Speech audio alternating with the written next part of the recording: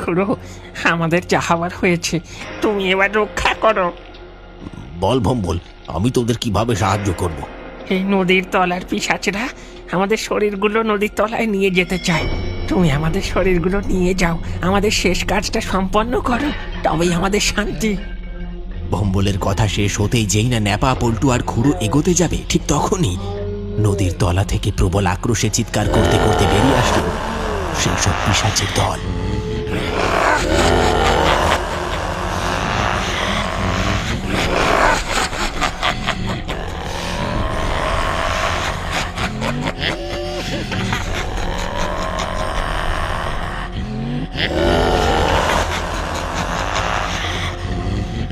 খুড়ো, ওরা আসছে, আমাদের রক্ষা করো, আমাদের মুক্তি দাও খুড়ো। ভয় নেই ভম্বল, তোকে আমি বাঁচাতে পারিনি, কিন্তু এই পিশাচদের হাত থেকে তোদের অবশ্যই রক্ষা করব। কথা শেষ করেই খুড়ো এগিয়ে গেল নদীর পাড়ে।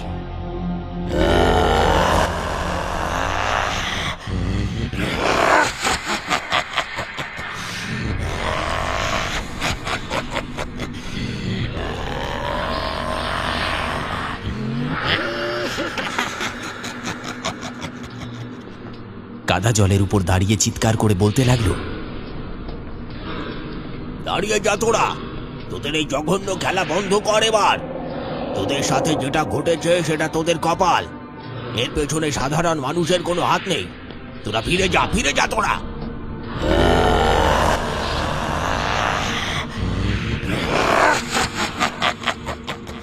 খুড়োর কোনো কথাই যেন তাদের কানে গেল না। গর্জন করতে করতে জলের তলা থেকে উঠে আসছে তারা।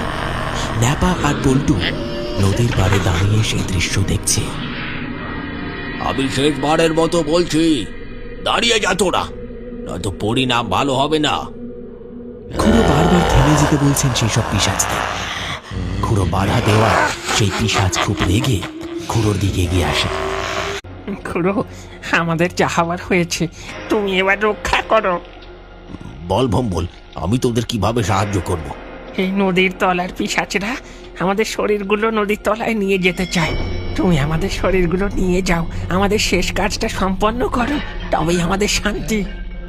ভম্বলের কথা শেষ হতেই যেই না ন্যাপা, পল্টু আর খুড়ো এগোতে যাবে, ঠিক তখনই নদীর তলা থেকে প্রবল আক্রোশে চিৎকার করতে করতে বেরিয়ে আসলো সেই সব পিশাচের দল।